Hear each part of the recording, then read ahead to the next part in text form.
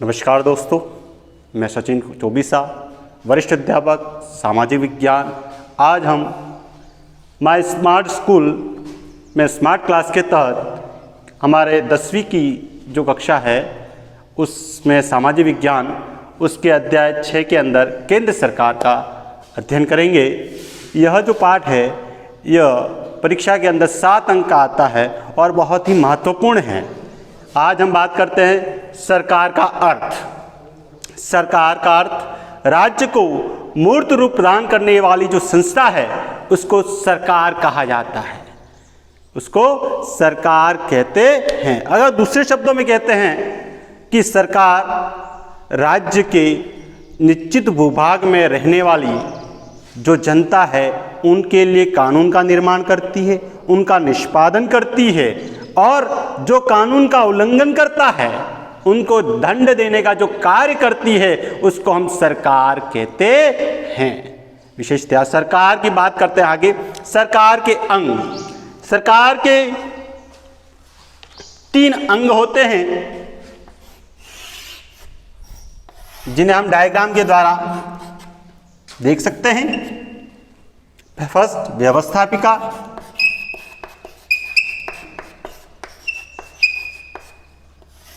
दूसरी है कार्यपालिका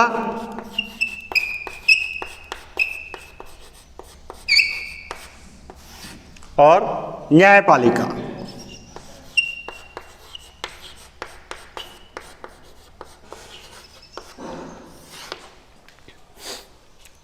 सरकार के जो 3 अंग हैं, व्यवस्थापिका, कार्यपालिका, न्यायपालिका, इन तीनों अंगों को हम अलग अलग तरीके से पढ़ेंगे।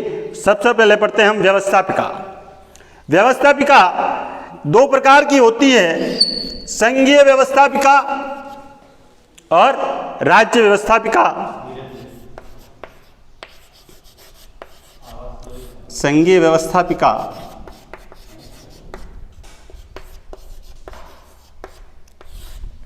राज्य व्यवस्थापिका।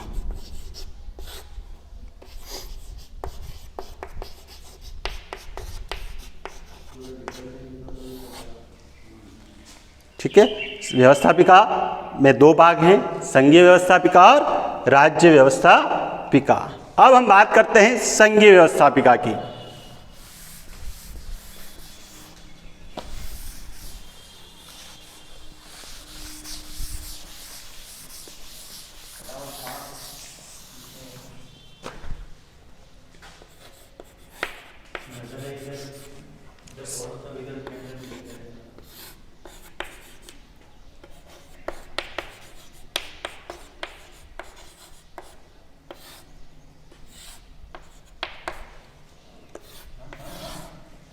संघीय व्यवस्थापिका भारत के संविधान के में अनुच्छेद 79 के तहत, अनुच्छेद 79 में कहा गया है कि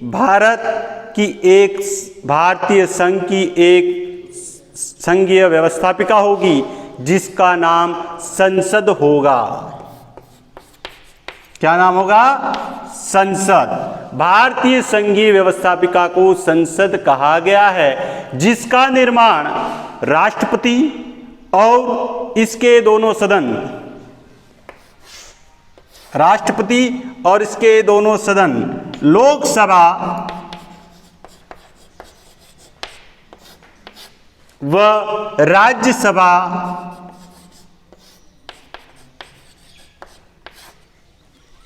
से मिलकर होगा। फिर बात बता रहा हूं कि हमारे भारतीय संविधान के अनुच्छेद 79 में कहा गया है कि भारतीय संघ की एक संघीय व्यवस्थापिका होगी, उसके जिसका नाम संसद होगा, जो राष्ट्रपति और इसके दोनों सदन लोकसभा और राज्यसभा से मिलकर बनती है।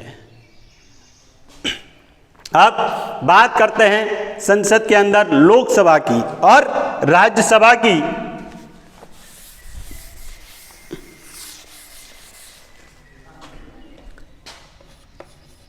डायग्राम के द्वारा ही हम दोनों बातों को एक साथ पढ़ लेंगे। लोकसभा, एक तरफ लोकसभा लिख देते हैं, एक तरफ राज्यसभा।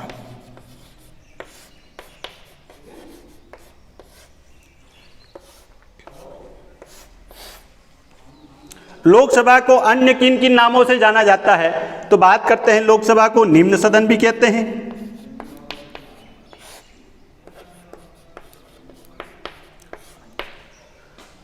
अस्थायी सदन भी कहा जाता है,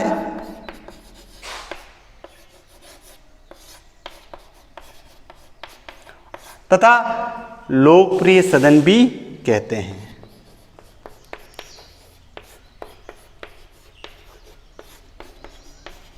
वहीं राज्यसभा की बात करें तो इसे उच्च सदन भी कहा जाता है,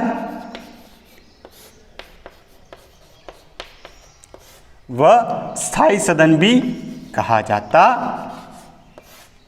है। अब सदस्य संख्या,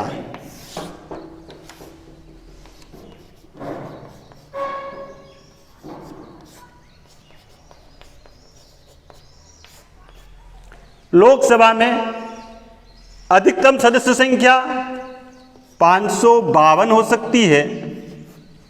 वर्तमान में जो सदस्य संख्या है 545 है, जिनमें से 530 सदस्य जो हैं राज्यों से निर्वाचित हुए हैं,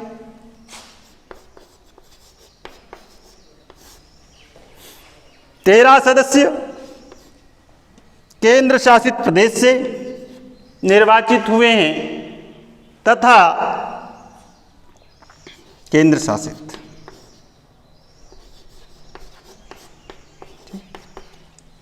2 सदस्य राष्ट्रपति द्वारा मनोनीत किए जाते हैं, एंग्लो इंडियन। वही बात करते हैं राज्यसभा में। राज्यसभा में सदस्य संख्या 250 अधिकतम हो सकती है। वर्तमान में सदस्य संख्या 245 है, जिनमें से 237 सदस्य जो हैं 233 सदस्य जो हैं राज्यों द्वारा तथा 12 सदस्यों का मनोनयन राष्ट्रपति द्वारा किया जाता है। कुल मिलाकर राष्ट्रपति द्वारा संसद में 14 सदस्यों का मनोनयन किया जाता है। कई बार प्रश्न आरपीएससी में आ चुका है कि राज्यसभा में कितने सदस्यों का मनोनयन किया जाता है, तो 12 सदस्य। अगर प्रश्न आता है आपके कि संसद में कितने सदस्यों का मनोनयन किया जाता है, तो 14 सदस्य हैं जो राष्ट्रपति द्वारा मनोनीत किए जाते हैं। आगे कार्यकाल की बात करते हैं हम।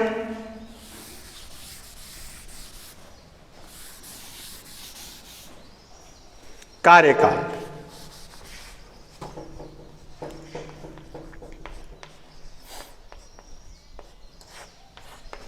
लोकसभा के सदस्यों का कार्यकाल 5 वर्ष का होता है,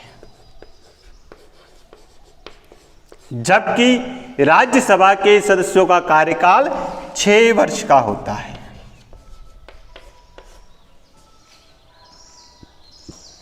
कार्यकाल लोकसभा के सदस्यों का 5 वर्ष, जबकि राज्यसभा के सदस्यों का कार्यकाल 6 वर्ष का होता है।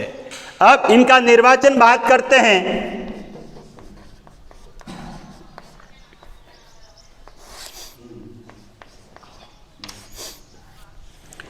लोकसभा के सदस्यों का निर्वाचन प्रत्यक्ष रूप से जनता वयस्क मताधिकार का प्रयोग करते हुए करती है। तो इनका जो निर्वाचन जो होता है प्रत्यक्ष रूप से वयस्क मताधिकार का प्रयोग करते हुए जनता करती है। कौन करता है? जनता द्वारा किया जाता है। जबकि राज्यसभा के सदस्यों का निर्वाचन अप्रत्यक्ष रूप से एकल संक्रमणीय पद्धति द्वारा किया जाता है।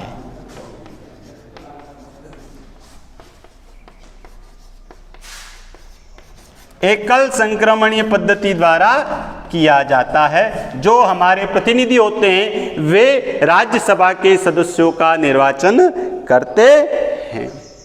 बात करते हैं योग्यता की।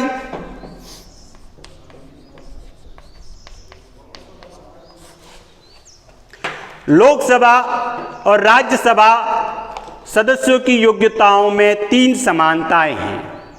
जो पहली 3 समानताएं हम लिख देते हैं, और जो अंतर वाली है, जो आयु वाली जो है जिसमें अंतर है, वो मैं बता देता हूं। फर्स्ट, लोकसभा, राज्यसभा या भारत का किसी भी सदस्य बनना हो तो सर्वप्रथम वो भारत का नागरिक होना चाहिए। ठीक है, भारत का नागरिक होना चाहिए। दोनों में समानता है किसी भी पद के लिए। ठीक है, इसमें भी यही आ जाएगा, डू। आगे बात करते हैं, वह भारत या राज्य सरकार के किसी भी लाभ के पद पर कार्यरत नहीं होना चाहिए, अर्थात उसके सरकारी नौकरी नहीं होनी चाहिए। तीसरी योग्यता है, वह भारत के किसी भी न्यायालय द्वारा पागल व दिवालिया घोषित नहीं होना चाहिए। और चौथी योग्यता जो है, दोनों में अंतर है, इसके अंदर लोकसभा सदस्य बनने के लिए आयु जो चाहिए वह 25 वर्ष व उससे अधिक, जबकि राज्यसभा सदस्य बनने के लिए उसकी आयु होनी चाहिए 30 वर्ष या उससे अधिक। ठीक है, 30 वर्ष या उससे अधिक होनी चाहिए। अब बात करते हैं आगे अध्यक्ष की, यानी पदाधिकारी।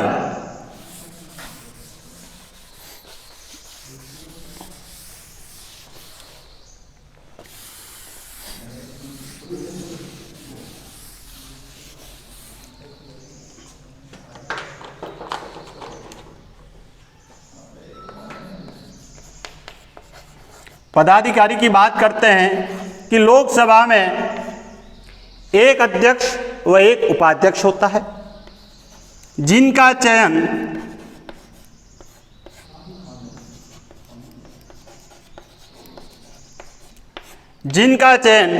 वे लोकसभा सदस्य अपने में से किसी एक को करते हैं।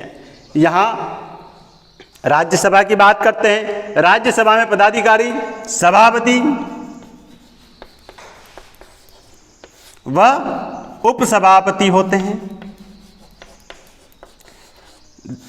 सबसे बड़ी बात, लोकसभा में अध्यक्ष व उपाध्यक्ष अपने में से ही चुने जाते हैं, जबकि राज्यसभा में जो सभापति होता है वह भारत का उपराष्ट्रपति होता है। पदे हमेशा के लिए जो भारत का उपराष्ट्रपति है वही राज्यसभा का सभापति होगा, भारत का उपराष्ट्रपति।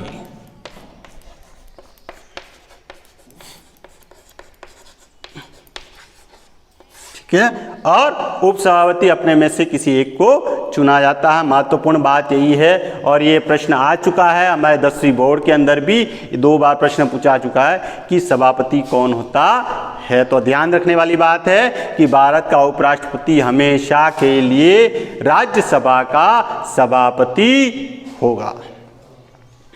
दूसरी बात, राज्यसभा के सदस्यों का कार्यकाल 6 वर्ष का होता है, जबकि सभापति का कार्यकाल 5 वर्ष का होता है। ये विशेषकर बात ध्यान रखने वाली जो बात है कि क्योंकि जो भारत का उपराष्ट्रपति होता है वो 5 वर्ष ही के लिए ही चुना जाता है, जबकि बाकी सदस्य जो हैं 6 वर्ष के लिए चुने जाते हैं।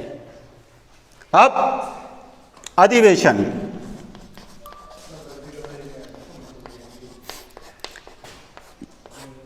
लोकसभा व राज्यसभा की जो बैठकें हैं, जो अधिवेशन हैं, उनको बुलाने व स्थगित करने का कार्य राष्ट्रपति द्वारा ही किया जाता है, चाहे वो लोकसभा की हो चाहे वो राज्यसभा की हो। वो दोनों बैठकों को बुलाने का कार्य राष्ट्रपति द्वारा ही किया जाता है।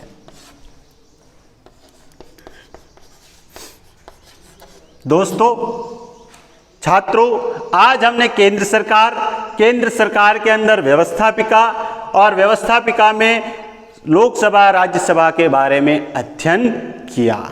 ठीक है, इसमें पूर्ण जानकारी दे दी गई है। आगे हम राष्ट्रपति का जो बारे में अध्ययन है वो हमारा जो नेक्स्ट यूट्यूब कार्यक्रम जो होगा उसके अंदर हम नई जो क्लास होगी उसके अंदर हम अध्ययन करेंगे। नमस्कार।